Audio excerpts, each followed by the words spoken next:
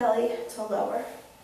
Now, a lot of times, people's feet are all crazy, right? Out too wide or too close. Too close, you're very wobbly, right? It's hard to balance. So think of your feet as an extension of your sit bones. So they're just hips width, and they're planted firmly into the mat. Notice if you naturally want to roll out to the outer edge of your foot and make a conscious effort to press through the whole foot. Big toe mound, so along the pad of the foot or the ball of the foot, and then pinky toe mound in the heel, creating an energetic triangle. Now try to keep that as you move your arms. It'll get easier as you practice. We're going to float the palms up.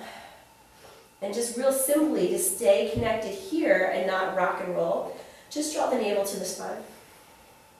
Maybe you can think of the back ribs into the mat so that you don't have this arched feel and you're not totally tucked under like that. So belly button to the spine, back of the rib cage into the mat. So you feel some stability through your core. Reach your fingertips up towards the ceiling and then draw them back down around the roller. The shoulder blades around the roller, sorry. Reach your fingertips up towards the ceiling and then draw the shoulder blades down around the roller. So notice how my shoulders are not elevated. So they're not up here as I do it. They're in the socket, and I'm just reaching up, pulling the shoulder blade off the roller, and then drawing the shoulder blade down around the roller. So if you have any knots in your shoulder, underneath your shoulder blade, a lot of us do, you'll kind of feel them kind of crunching here. So think of it like a self-massage, and with every reach and lower, you're letting go of that tension. Now this time we're going to drop down, soften the elbows. It's like you're hugging a big tree. Fingertips can touch, and then just drop the shoulder blades around the roller more, letting the arms spread apart. Stay connected in the belly, so you're not here letting the back lift off the roller. Keep a connection, so you can't do this with your hands. Pull the ribs back, pull the belly button in, and then just let the shoulders open out and coming back in.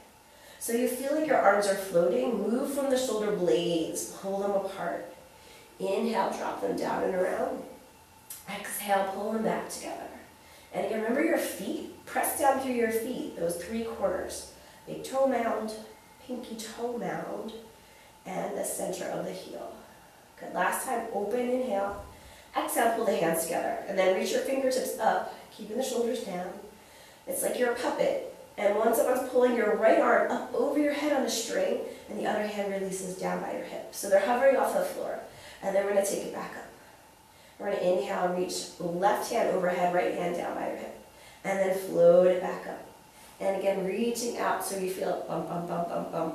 And then bump, bump, bump, bump, bump as it comes up. Sometimes, if your shoulders are a little tight, or maybe your shoulders are your tension areas. I know my right shoulder usually has a lot of interesting stuff going on underneath that shoulder blade. And keep doing it till you do at least 4 on each side. I like to do 8 on each side and sometimes spend more time on my right side. Let's end here, and we're just going to reach the fingertips up. So now I imagine an ice cream cone, like the shoulder is the bottom or the point, and my arm is going to make the place where you put the ice cream in. So you make circles out and around, but it's like a cone.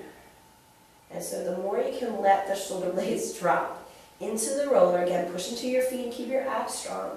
Circle around. You can feel this. Oh, release all the back musculature. Letting it go. And we're just going to do a couple more. And again, as you do it, see if you can soften through your jaw and your neck. So your chin isn't wickedly up towards the sky or slam down into your chest. It's in the middle. There's a little space there. And then go the other direction.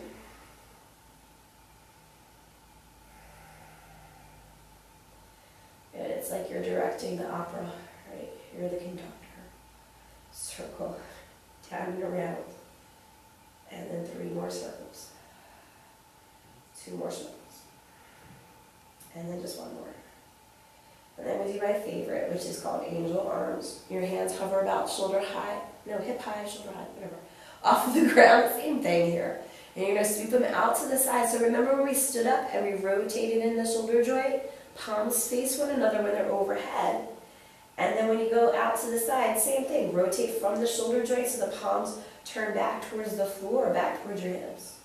Out to the sides and up overhead, press through your feet, pull your abs back, pull those ribs back so you don't fall off the roller, and then out, down, and around, and just feel, it's so wonderful. Reaching out, lifting up, inhale. So we get that connective tissue in the front to stretch through the pecs, and we get that massaging action of the roller against the shoulder blades and all the, like the rhomboids. Oh, that's so good. And then one more time. And then we take it even bigger. So we're going to go out and up. And the palms are overhead, up towards the ceiling. Now we're going to take the hands all the way up to the sky.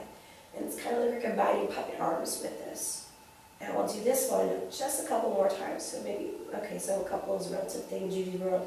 Maybe 3 more in this direction. And then 2 more.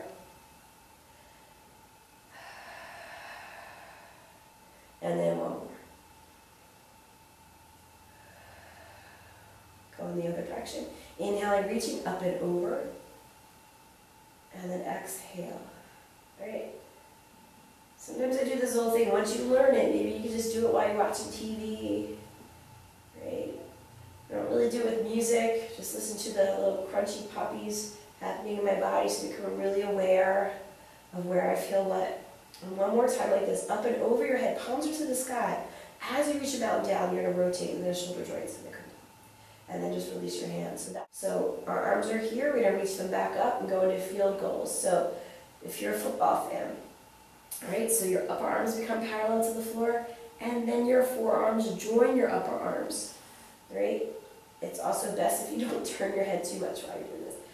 You're going to try to let the arms drop down towards the floor. One day they might actually touch the floor. If you have freakishly long arms like me, it's easier. But as you start to let that connective tissue around the chest, the pecs, and the shoulder release, it's much easier to let go. Now, if you can, if it feels okay, we don't ever want to do anything that's painful. It might be uncomfortable, but not painful. Start to slide your elbows down, even if they're up here. Start to slide your elbows down towards your hips. And then start to let go of the arms lengthening when you can't take your elbows any further. And then rotate in the shoulder joints so your palms are down by your sides. And then let your elbows drop down. And that's our shoulder sequence. So from here, we're just going to roll off of the roller. You're going to come to one side and just let it roll out from underneath you. And we can roll onto our side and push off with our arms to come back up. I'd like you to take the roller, and then we're going to sit on the roller. All right, so you need to have a little bit of ab control and a little bit of coordination to do this one. So be very careful when you do it. You're going to cross your arms over your chest. What we're going to do is roll out the back, upper back. So you're going to tuck your tailbone under and start to walk your feet out. So easier to do with bare feet than socks. And this is the part where it's a little tricky. So I lose a lot of people, and sometimes they bunk their back or their forehead on the mat. So control it. And you're going to not be on the kidneys, you're on the shoulders. You're going to push back and forth. Lower rib cage to upper back, not your neck. You're just going back and forth here across the thoracic. So let's get your chest. Okay, that's fancy anatomy speak. Thoracic for your chest, your ribs. Right? So we're going to keep the head up, look at the knees. We're not going to let the head drop back. Right? It's a challenge to do, but it feels really good. You can also do it at the wall, and I'll show you in a minute how to do that. But we're going to drop the tailbone down, let the hands release, and let the roller roll back. See that little elbow move I did? And then we're not going to have it on the neck so much as the back of the head. So if you took your fingers and placed them at the bottom of your ears and slid them towards each other, the back of your head, the roller should hit. It's kind of right above your fingers on the occipital ridge. That's just that little bump in the back of the head. And then you're just going to turn your head very gently side to side. And try to let your head drop into the roller. Right? And again, going back and forth like 8 to 10 times is wonderful. If your neck is especially tight, you might want to hang out here for a while. All right, so your head, technically is not really connected to your spine. It's connected by a lot of connective tissue. And it's heavy. Your head is heavy. It's full of brains. So it's like 12 pounds, I guess, average. 12 pounds-ish.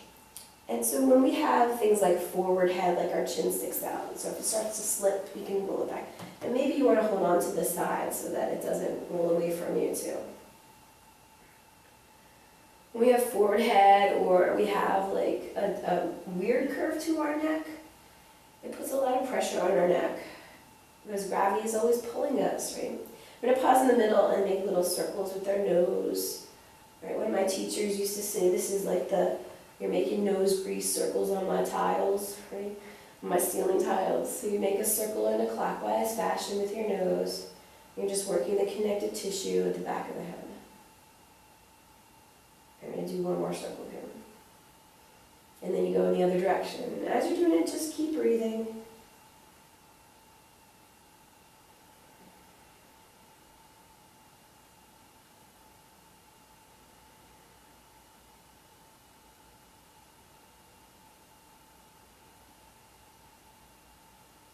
And then you're going to pause and just roll onto your side. Place your hand on top of the roller. Very carefully press straight down into the roller to push yourself back up. Right? Now I'll show you how to do that little upper back section against the wall. So that wasn't working for you. You can take the roller behind you. Not the easiest thing. And against your shoulders. And then squat down and push into the wall and up. And then it's a little tricky to find exactly the right spots. Mine's a little high, so you can just roll it down a little bit. Bend and straighten your legs. So your feet are going to be away from the wall so that when you squat, your knees are over your heels. They're not way out over your toes. Don't stress out your knees trying to work out your back.